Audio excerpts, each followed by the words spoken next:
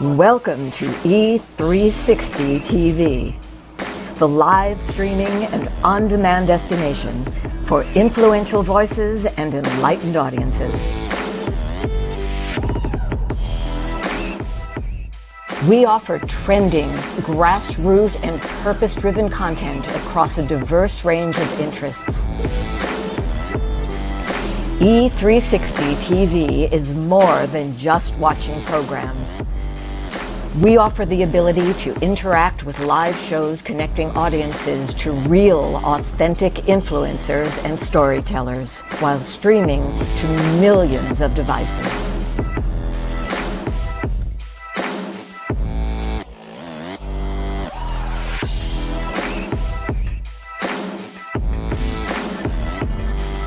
Real experiences.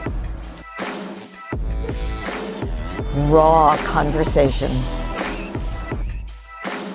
One destination for it all. E360 TV.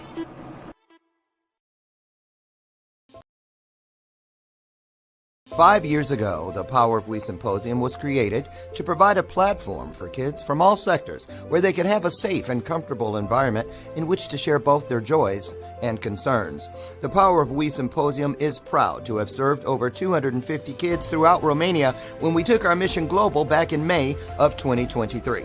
Now, two teams of amazing volunteers from both the U.S. and Romania embarked on an 8-day Legacy of Hope tour, bringing encouragement and hope to not only the kids of Romania, but also the adults who support them, and also to over 100 kids here in the U.S. who contributed handwritten letters of hope to our Romania mission of 2023. Now, this year, we are proud to provide this opportunity yet again in October, and we are super excited to up our game. New venue, 750 kids this time, and we want to see you there. We're looking forward to meeting you in person at this year's event, which promises, as always, incredible speakers, amazing content, and, of course, some of the greatest kids on the planet. So, mark your calendars for October 24th, and we'll see you here in Chicagoland for the Power of We Symposium 2024. This year's theme is Always Together, Never Alone. Tickets are available now on Eventbrite or at powerofwesymposium.com.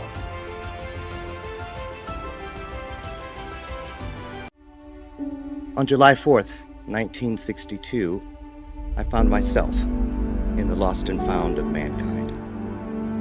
Just because something finds its way to the lost and found doesn't mean that it wants to be there. Just because something finds its way to the lost and found doesn't mean that the person who lost it doesn't care for that lost item. You are writing moments that people will learn from, grow from, and heal through for thousands of years. Together, we are co-authoring a unique moment in time. That DNA, those fingerprints, they're going to be gone. Ashes to ashes, dust to dust. But it is your story that they will tell for thousands of years. But only if you leave it. Things that do not serve you must go. The longer you wait, the more time you give them to trick you into serving them. 22 homes in foster care, everything I wore as a scar, as a shame, things that started like Velcro on my spirit. After just a few months, then years, then decades, I had believed myself into believing that they were indelible tattoos. Sometimes we have to be broken down to appreciate the view once we start getting up. I want you to leave this place and know that you have been changed. Why? How do I know it's true? Because each of you has just changed me.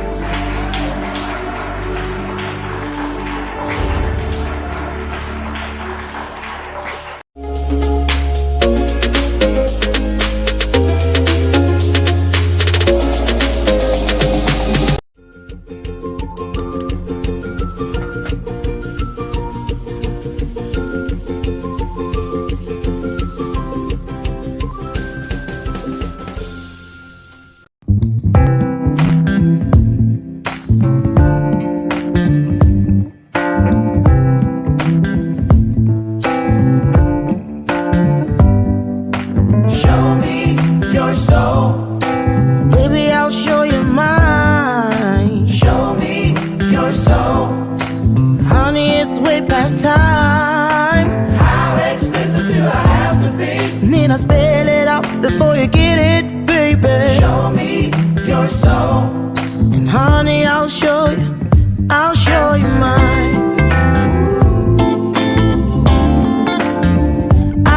you mine.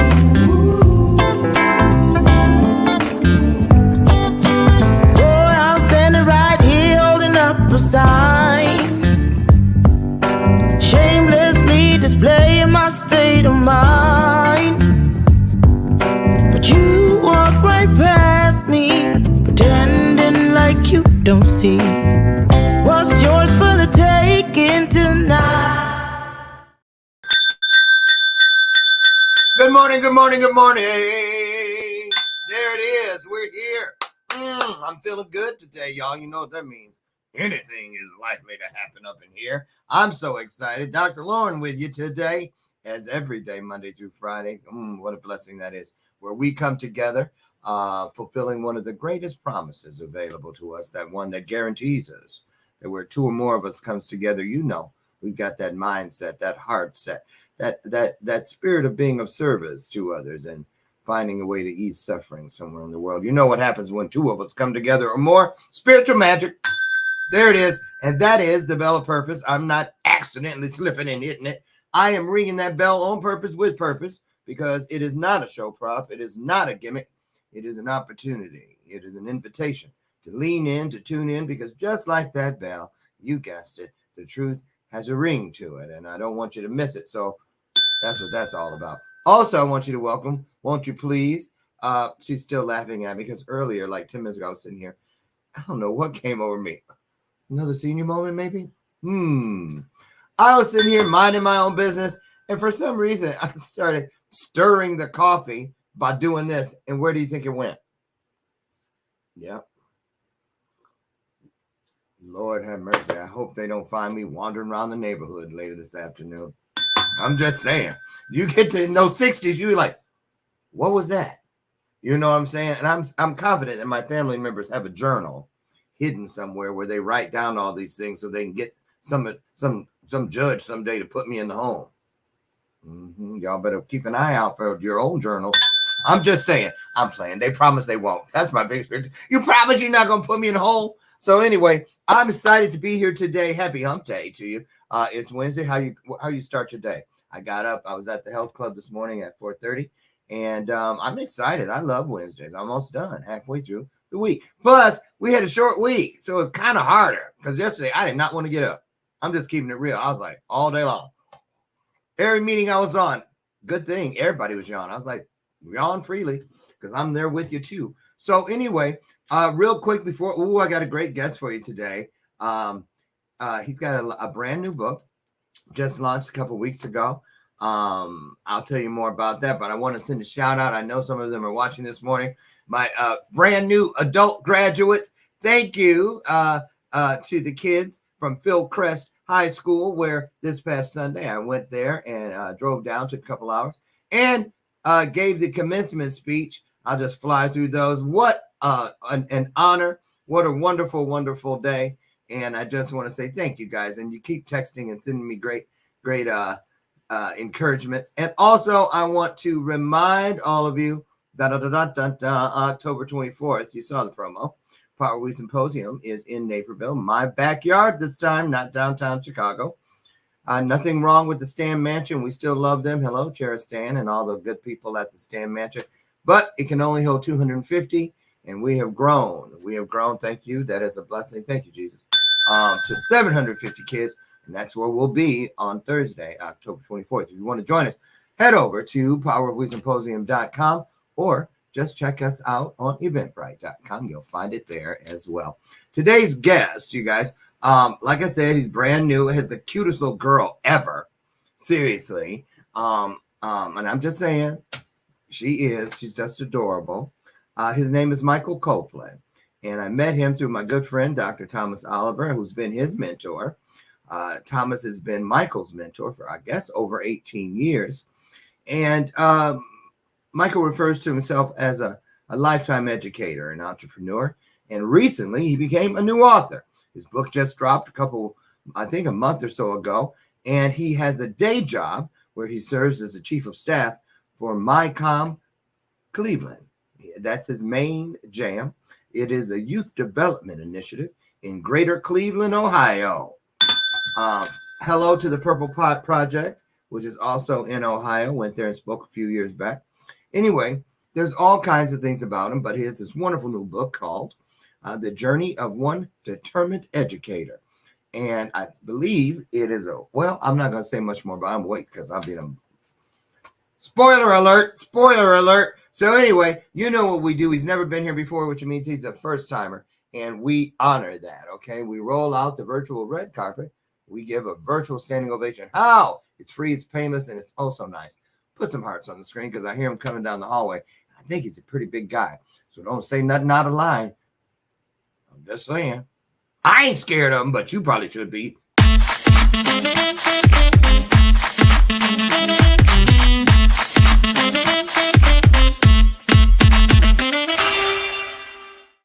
Okay, I might be about this much scary. Because now that I see on the screen, I'm like, dang, he tall and wide. How are you, Dr. Copeland? I am doing good. I am blessed. Thank you for having me this morning. Only good? I'm too blessed to be stressed, brother. I'm great. Excuse me. So let's just go with great. Right. Let's just go with great, and by the end of the hour, it will be greater. And when you lay your head down tonight, they're gonna say, "Look who's going to sleep." One of our greatest. That's what's gonna happen. Manifest it, y'all, and it will be. So happy you're here. How you feeling this morning? I'm blessed, brother. I am blessed. Good. Sure. Are you at home? No, I'm actually in my office where I serve as the chief of staff. Because little mama, I know we would probably hear her. Yes, you would. Yes, you would. She'll be up in this podcast with us right now. I know she would, because she loved the camera. I can tell that banner. She's so adorable. Thank you so much. Thank you so much. Yes, and your lovely wife, Dr. Joy. Yes. J-O-I. Yes. You probably wonder, how you know all that? Because I'm nosy. I've been all up inside your world. Yes, I'm so excited. Listen, before I didn't read, you have a resume that is like longer than my short arms, which doesn't take much.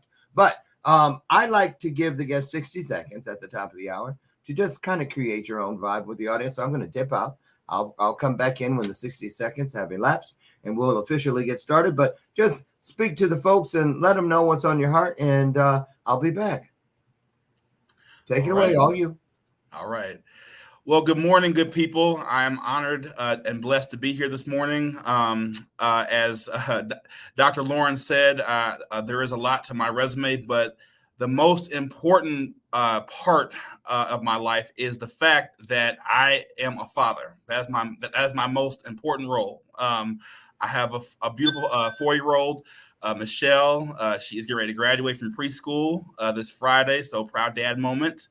I also have a beautiful wife, Dr. Joy Copeland, of 8 years this year. So my most important role is that I'm a family man. That's my most important role over anything. But a little bit about me. I am a lifelong educator. I graduated from Central State University. I immediately got involved with urban education when I was there. I started my career in Nashville, Tennessee as a teacher. I taught special education, character education, and also health and PE. As Dr. Lauren said, yes, I've had a big size to me, but I am proud to say that I'm on a health journey, going back to the way I used to look. So that's the goal. So I didn't say you was plump. I meant you know I had to come back for you. I said statuette because I'm gonna tell you, I'll just keep it real.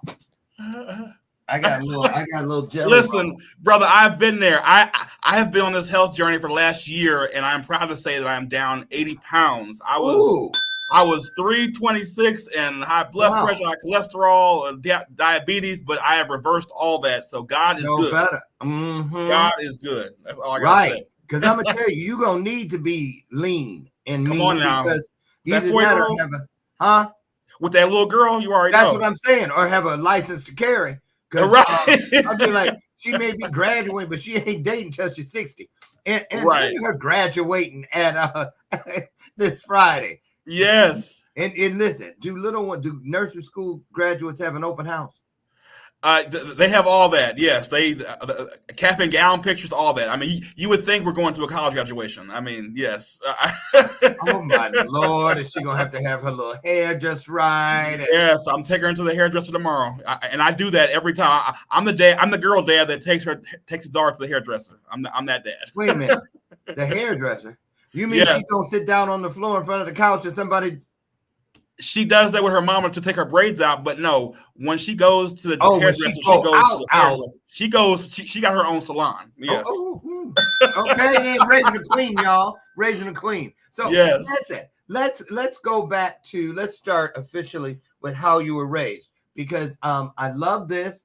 I should just call you Theo. Well, only because your parents, pretty impressive. I did my homework. You best believe. And I got in touch with one of your high school friends, so wait till you hear what they got to say. Oh no! Did you? Did I? Oh, now. Man! Oh, you. You're like, who? Which one? Now, which one? You word Pookie say? Pookie lied. He always was a good ass liar. Pookie, I'm just making it. Tell me about your upbringing. Where was it? What did the neighborhood look like? Did you go to sleep with gunshots, and where you were trying to get recruited by the gangs? Tell us what it looked like for you, Dr. Mike.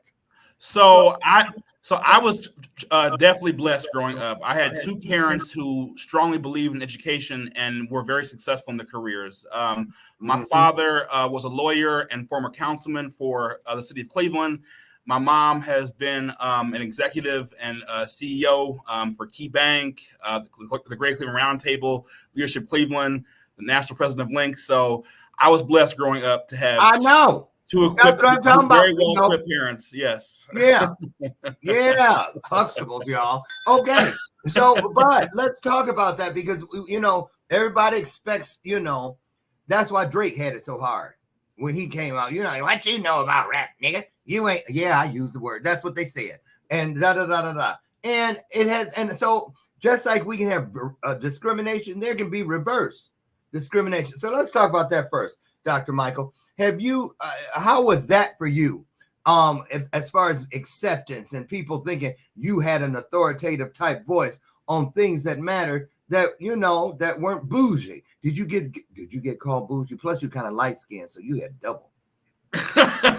So, oh yeah, I got teased. I was told, oh hey, you talk white, you sound white, just because we had proper manners. I'm sorry that we were raised, but what's interesting is that I had a very diverse childhood. So those were my parents, and that was our household. But my grandparents lived on East 116th. So I had a very diverse childhood. I grew up in two areas. I had the Cleveland Heights pool in the backyard, big house at home, but I also had pool in the backyard. Yes. I can't stand you now. I'm sorry. I draw the line at pool in the backyard. I'm sorry. I was triggered. He can come back. But I also had my grandparents who were foster parents for over 100 children, and who actually grew them up in the heart of Cleveland. So I spent a lot of time on East 116th and Craven.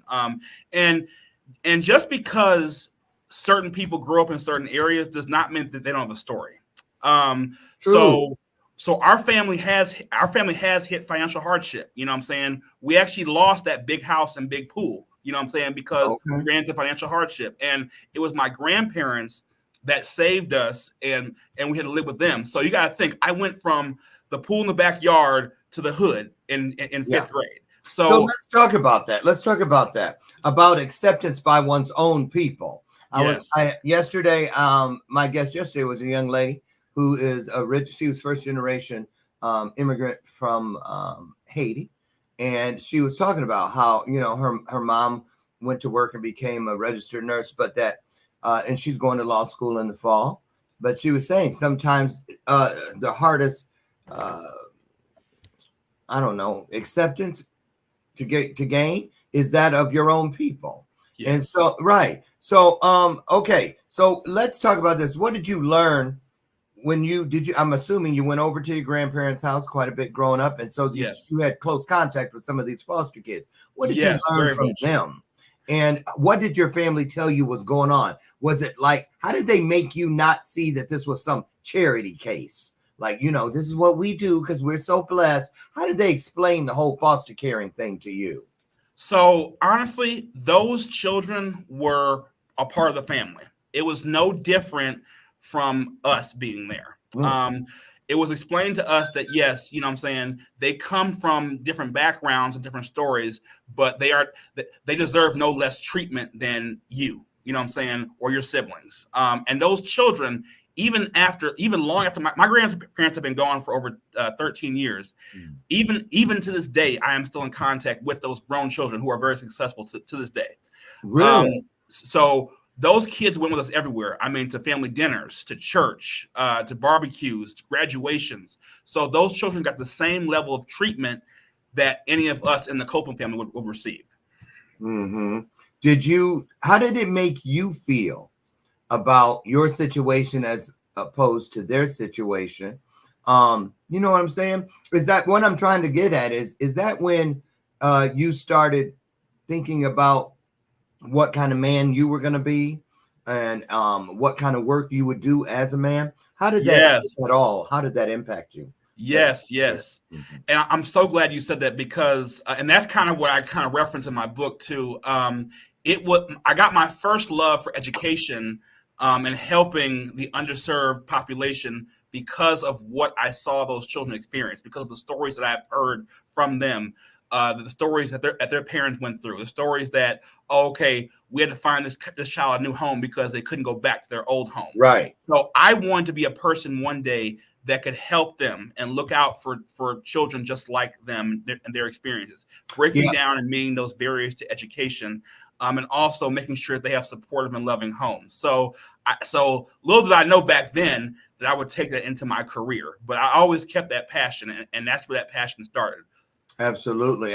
Because I know I'd say 95% of my foster siblings that I crossed paths with over those 6 years, 5 to 6 years that I was in the system.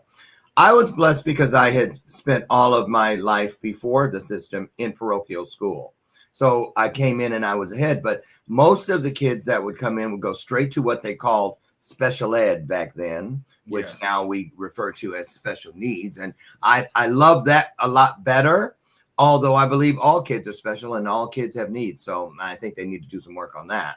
However, it is unfortunate because of children being moved over and over and over and over. You can never stay up, on it. And it affects, they're like 3 to 4 grades behind when they actually graduate and can't read, I mean, and that happens too. And I want to ask you about that because you're in education. Our kid, I know they are. I don't even know why I was going to toot my mouth to say that. How do you feel about our kids who are being allowed to graduate from schools when they are not, when a good school looks at them, a top school looks at them, they water down the Kool-Aid and say, well, that A is really a D compared to what we expect. And then kids that are graduated are like, what? Mm-hmm. I know people that this has happened to. What is that called, Dr. Michael? What is that called when that imbalance happens and no one warns the student? It's called, well, to me, it's called unfair. In fact, you don't mind if I eat my avocado toast? Okay. Not at all, man. It's breakfast time, and not at all.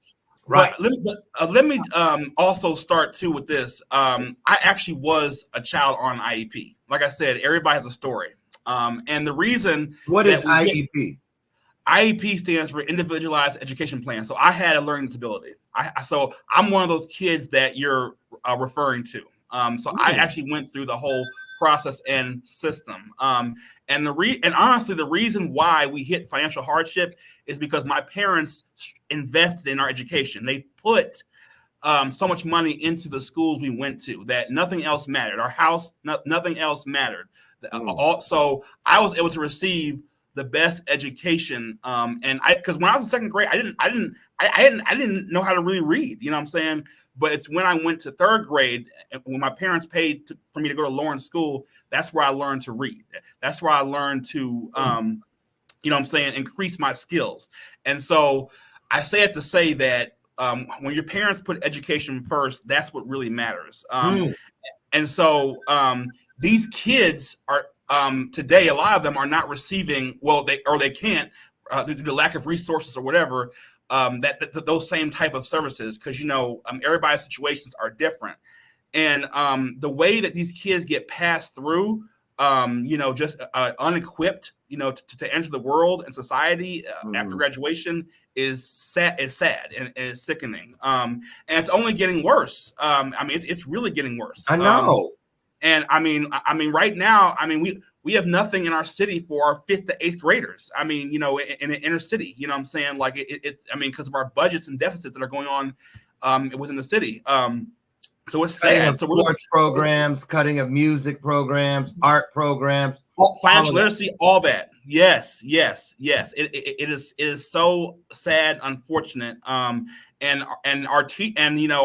these kids are just getting passed through, you know what I'm saying? Because, for whatever reason, to meet quotas, I don't know, but it's not fair to them because when they're losing these extra programs on top of just getting passed through, they're not equipped to go out in the world. They're not equipped. They don't know how to get jobs. They don't know what to do in an interview. And that's why we have all these street issues. You know what I'm saying? Well, what else am I going to do? You know what I'm saying? I got to make this money some kind of way, So we have got to do a better job. I'm saying also say we have got to do a better job at really focusing on our youth. And even if it's somebody who has a mentor or somebody who just can pour into the kids, something has to change because not everybody has access to these resources, and it's not fair to our youth, And that's why I spent a lot of my career in wraparound resources and being a coordinator in both Nashville and what Cleveland. that is. I saw that in your bio. What are these wraparound resources? So wraparound resources pretty much is I'm over all things that serve the whole child and whole family. So for years I coordinated resources on food, housing, academic support, employment, youth employment, parent employment, family events. You know what I'm saying, community building. So I worked in a high school for 3 years in Nashville doing that, and I worked in a K through 8 school for 5 years at Mound doing that here in Cleveland. And both neighborhoods that I served in were 100% in poverty. So our parents and families had every issue under the sun that you can think of. But it was my job to create these wraparound resources to help them meet those outside educational barriers.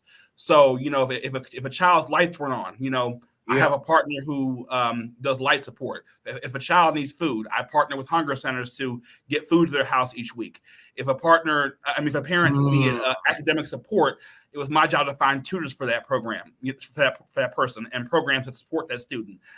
So wraparound services is encompassing everything that could be an outside barrier to that child's education. It's my job to find a resource for that.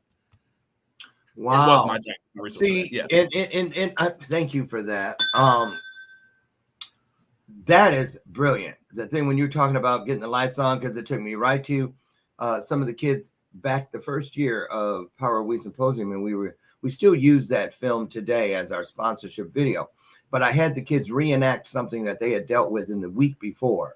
So there was everything from studying for an AP chemistry exam in the hallway of the project because mama didn't pay the light bills, just smoked it up. A girl who moved out and was living with a girlfriend's family in the same project building, but a couple floors away because she was mad at her mama because her mama stole the prom dress money that she'd been saving, babysitting and whatnot, and smoked it up. And our kids deal with a lot of stuff that extend beyond school. And a lot of people think because, there's a free lunch program. And, most of the kids I serve in Power We Symposium are 100% free lunch. And the breakfast they get and the lunch they get, in many cases, I think it was 63% of the cases are the only meals that they get in a day. Yes. Nothing at home. Nothing at home. So how do you study on an empty stomach? You know, this and I mean, how do you sleep well on an empty stomach? Come on. See, we take it for granted that, you know, ooh, I'm hungry. Let me go in the kitchen and get me. I love that. I love that. Tell us about well, let's go to MyCom first. Okay. Talk about that. Tell people what that is. Okay, so MyCom is a youth development initiative in Greater Cleveland.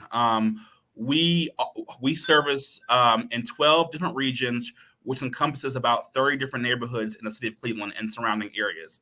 So our biggest thing is we amplify youth voice.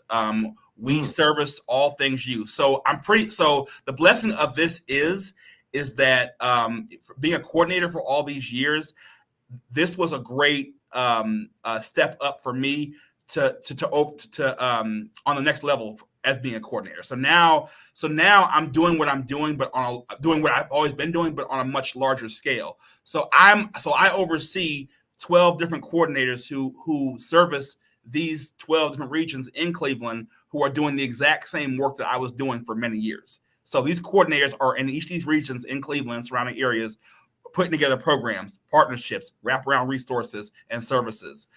So this was a great next step for me in my career as far as helping others. So it still touches the work that I've always been doing for years. You know, you can't oversee something if you've never done it or been on the grassroots of doing it. Yeah, that's right. You know what? At that graduation ceremony Sunday, I was sitting up on the stage next to the principal, and the first thing I asked him was, "Were you a teacher first?" And he said yes. And so I knew I could deal with him.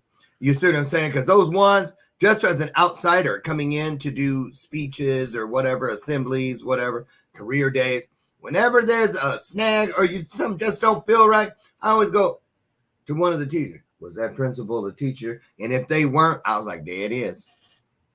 Exactly. And so the work of a coordinator has always been near and dear to my heart. So to be in a position where I get to empower 12 different regions now through 12 different coordinators and their work and support them is a huge blessing. And so MyCom, we amplify youth voice. We have a whole youth and advocacy legislation program. What does that mean, Michael? Amplify youth voice. So we partner with a whole advocacy and youth legislative partner, and so we get youth voices on like governmental issues, citywide issues. We do a whole youth agenda and policy agenda where youth decide what issues they see are going on in their communities and what they would like to see done and how they can be supported. So we draft the whole policy agenda from each of the regions. We send it to based on what some of the kids are reporting. Exactly, based on all the citywide issues that are going on. They know where all the hotbeds are. Exactly. They're the ones out there cleaning up all the spills on aisle 6. Exactly. And so we do community-wide planning meetings in each of these regions on how we can make things better and how we can address and tackle these issues. We get their voices heard in front of legislators and politicians after these issues and agendas have been written up each year. And then we add partners and programs and also youth employment opportunities to help get them, you know what I'm saying, to become successful adults. We want each of our youth to become successful adults. That's our main goal at MyCom. Of course. So do you feel that like things like this, the wraparound service, I'm hearing a lot of things that I haven't heard before. Okay. And so I'm hoping you'll be able to say something positive about the moving of the needle. Because I've been doing my work for 10 years with the Power of We Symposium. And unfortunately, every year, it seems like I'm hearing the same hotbed stories when, trying to get a pulse on what's going on. Even though the age group, what was in middle school now moved to high school or vice versa, it seems like I kept still hearing the same challenges, the same speed bumps, the same hurdles. But I haven't heard some of the things you're talking about. So speak to this. Are we seeing change? Is it making a difference? It seems like such a big apple to be nibbling at to make change. But are we? So I want to say yes and no. Yeah, I say yes as because especially going back pre-pandemic, we definitely had the needle was moving. I mean, all of our partnerships, all of our programs, all of our resources, all of our after-school support, our in-school support, everything that we had in place for these kids to be successful was there. So, you saw reading and math scores going up, this and that. So things were improving, but the pandemic hit. So that took a toll and brought us back down. So, Are we back from that yet, or is it still? So we've come back a little. We've come back a little bit. The more and more we've gotten more in person, but the biggest thing, Dr. Lauren, is funding. You know what I'm saying? So even though we have had all these wraparound resources in place, and we've had the needle move before the pandemic, we keep getting set back. It's like you go 10 steps forward and then get pushed back 9.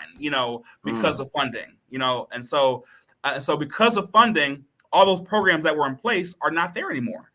And so now we have more gaps and more barriers. And so as much as our coordinators and as much as we've done to move the needle in the past, it's like you still get met with more challenges. So who's responsible for cutting stuff in schools?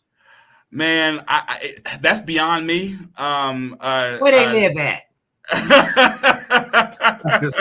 that is beyond me. But are you serious? You really don't know who's behind it? I mean, there's several things, honestly, we have a lot of things, what I'm saying, in our plate, in our city that, I honestly don't know, that's the truth. You know what I'm saying? Yeah. I mean, you get told, what I'm saying, what, at the State of Schools address, how things are working, how things are happening. But yeah, I mean, the city is in an uproar right now because we don't know. We don't know, what's happening or why this is what it is. But it is what it is. And now, what I'm saying, instead of worrying about, whose fault it is, we're trying to figure out a solution. You know what I'm saying? We're trying to come together and build a coalition to help combat these new issues, But yeah, the biggest issue is funding, because we have a lot of great things in place, but it costs money.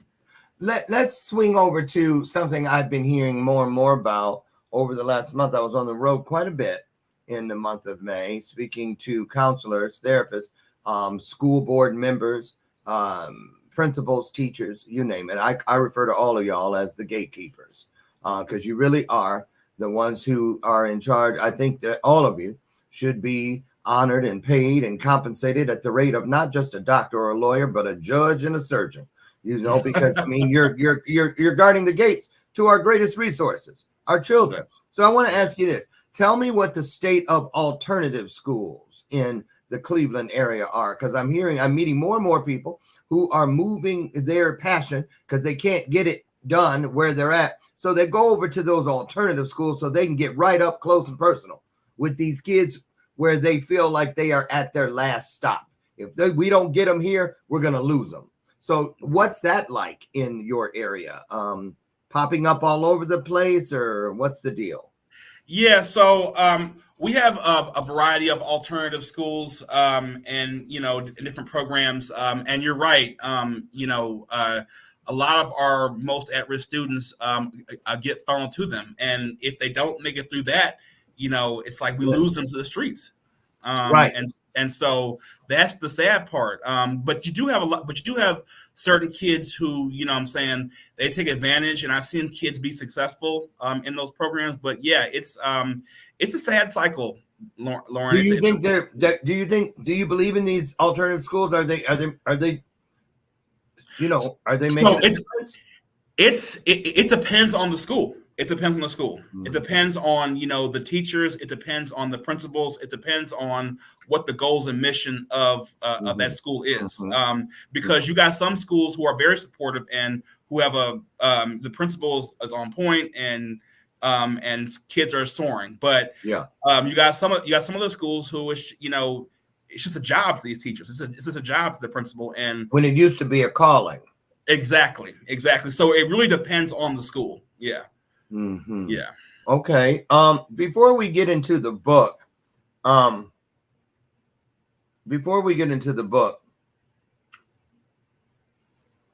you said I saw something in your work, an expression, a phrase, an educational odyssey. That sound familiar? Yes. I thought that was kind of clever. I was like, ooh, intriguing.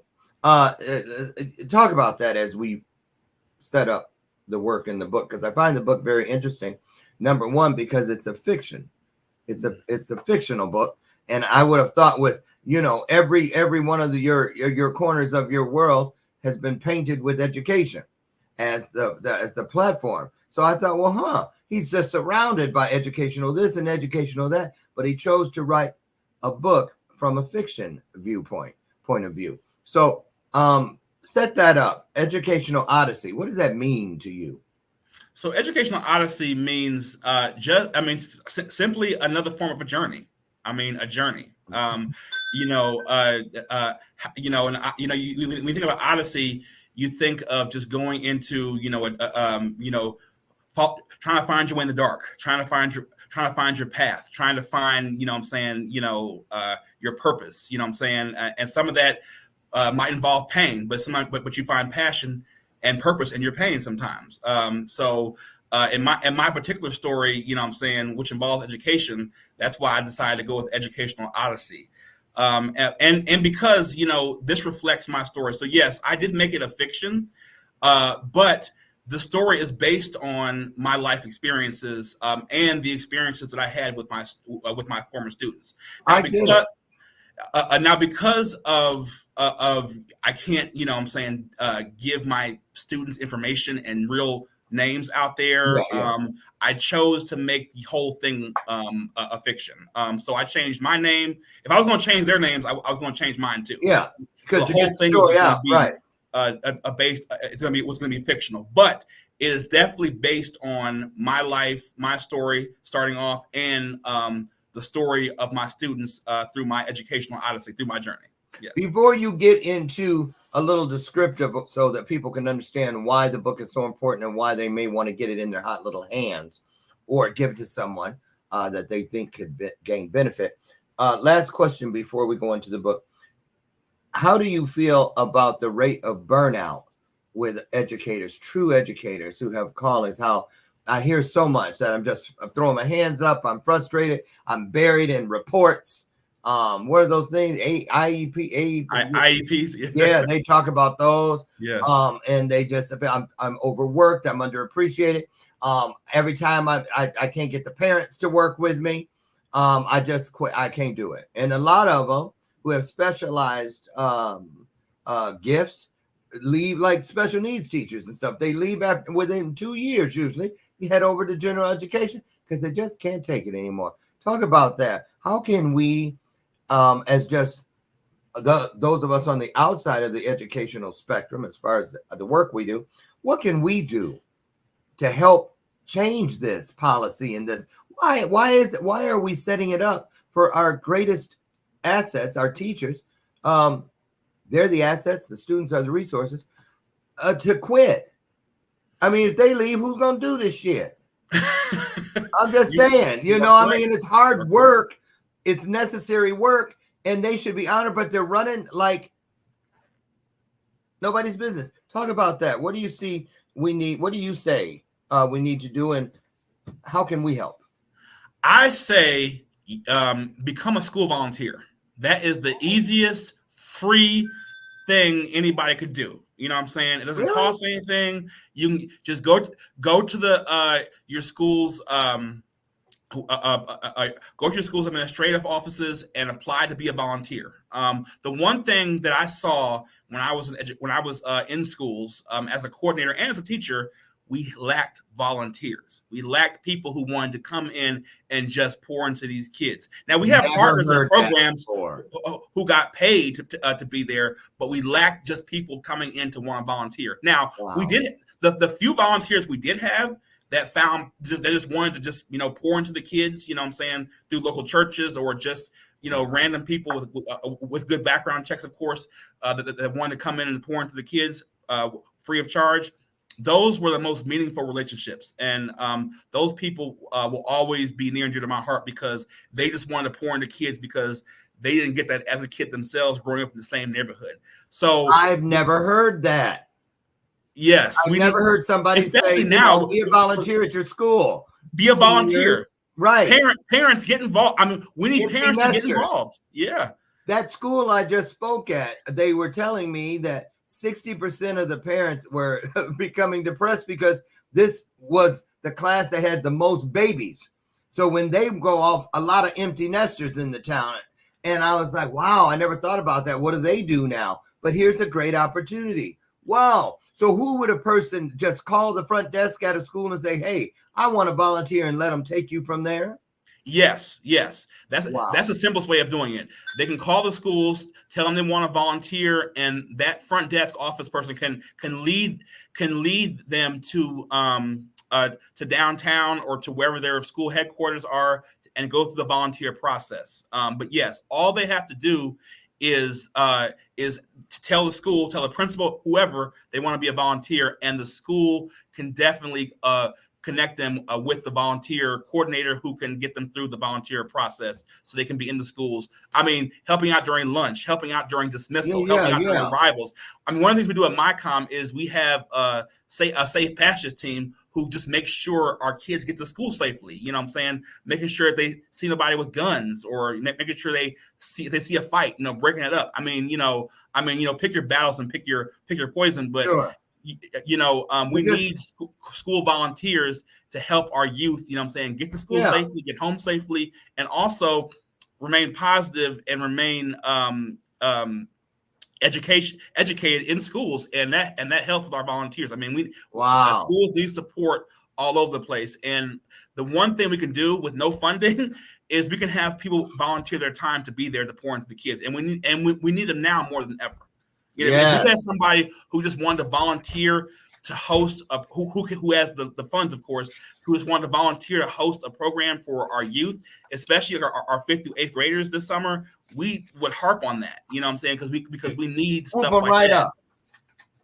Wow. Yes. I'm telling you, you're the first one I've seen, or heard rather, on this show at least, that said this, talked about volunteerism in your local schools. First one. See, that's what, man, thank you, Dr. Oliver, for sending this one through. So let's go to back to your story. It's a work of fiction. So the character, the hero's journey, take us through it real quick, Reader's Digest version. What does this character, based on you, go through? And why did you choose this approach to get your point across? So I wanted to show my testimony. I wanted to be able to share my testimony. Every time I present my testimony to people, especially Dr. Oliver, they say you need to write this down. As I was mentioning before, you find passion in your pain and purpose in your pain. I am a suicide survivor. I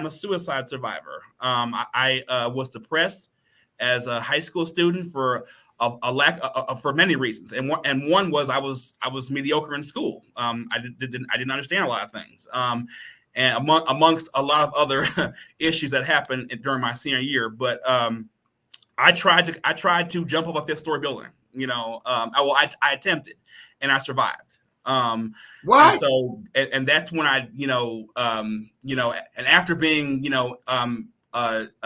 hospitalized and going through the whole psychiatric process, I decided to give my life back to Christ. There you go. So I wanted the audience to see that this educator, this determined educator, had a story himself, and he found purpose. God helped lead him to purpose in his pain. And now he's able to find and help these youth find purpose in their pain. Okay. So I wanted that to be across the board in my book. That's why I started.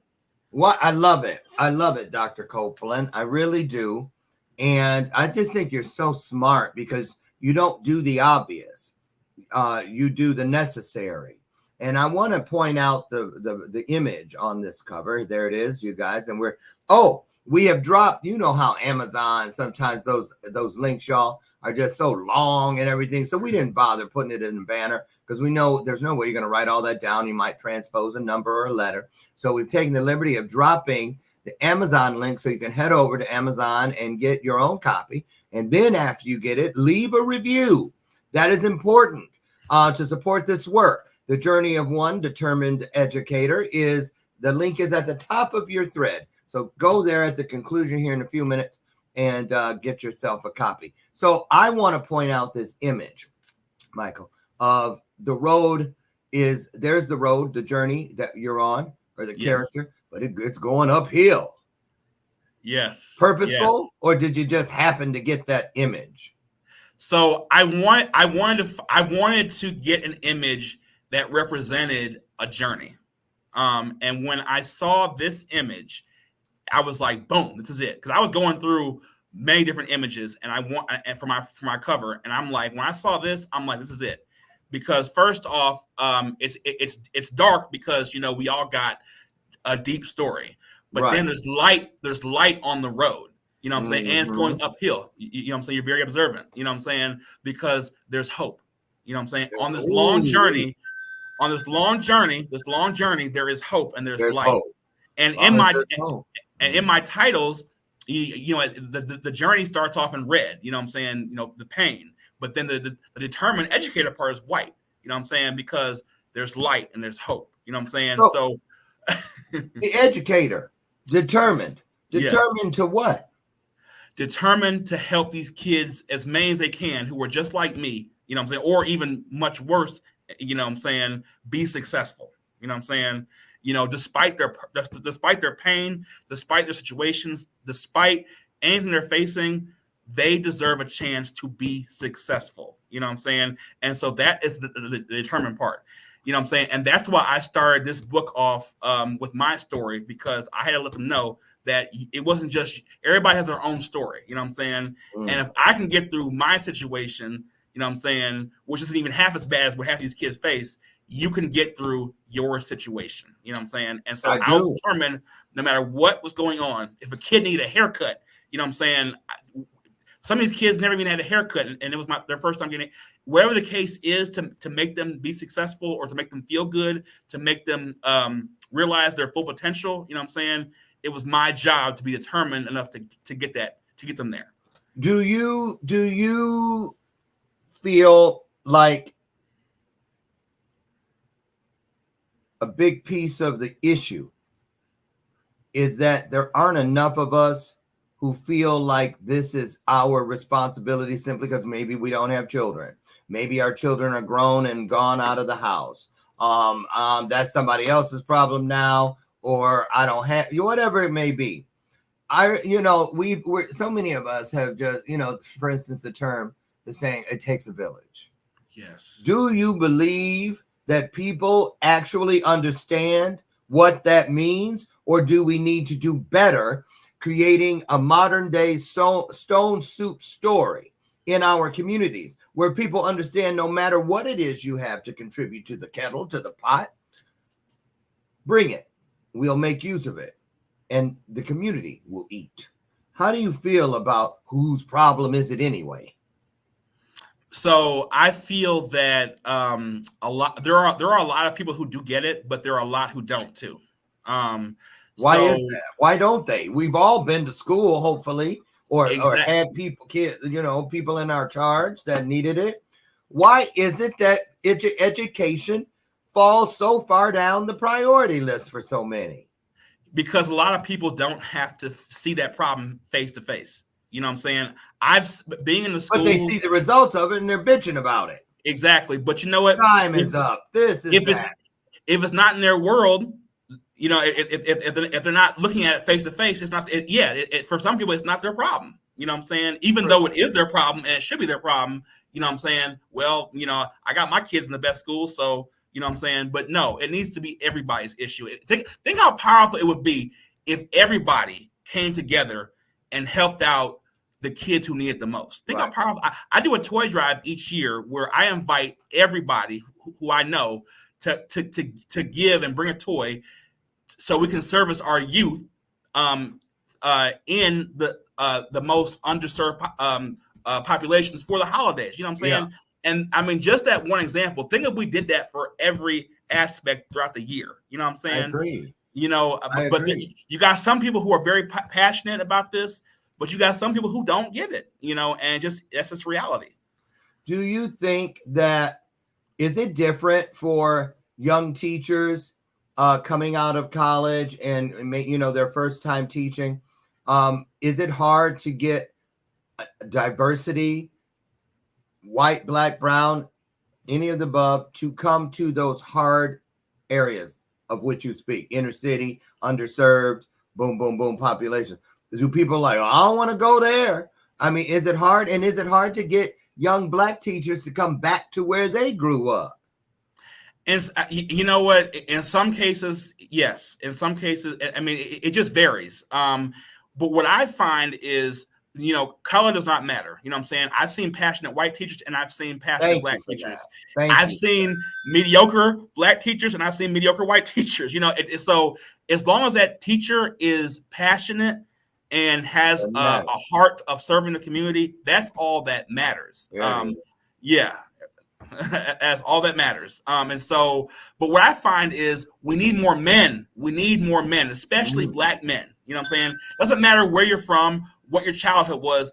These children who look like you need to see you.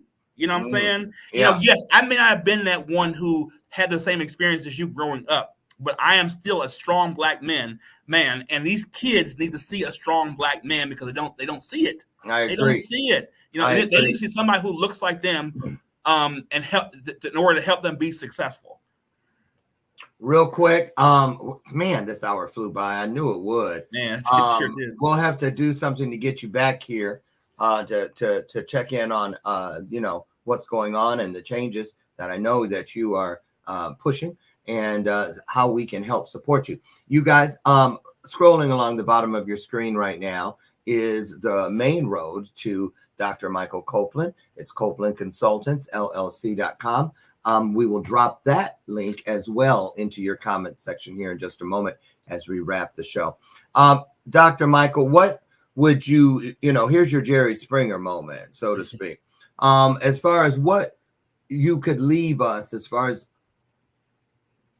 how we might consider being a piece of the solution, no matter who you are, where you're at, how old you are, how much money you got, what color you are. As far as our kids, what can we do as a collective to make it better for our kids? Do we need to be better listeners? We definitely need to be better listeners. If you just sit down and in fact, I speak about that in my book too. I didn't. If you read in the first chapter, I talk about how I came in there thinking like I knew these kids, but the first week. But then I didn't get through to them. But when I actually sat down and listened to their stories and heard them, that's when I got through to them. Right. We need to definitely all be better listeners because we can learn a lot from our kids. And when we listen, then we can know how to help them. Yes. You know what I'm saying? Yes. And for you old schools, you OGs out there, I'm one. Remember this digital age and stuff.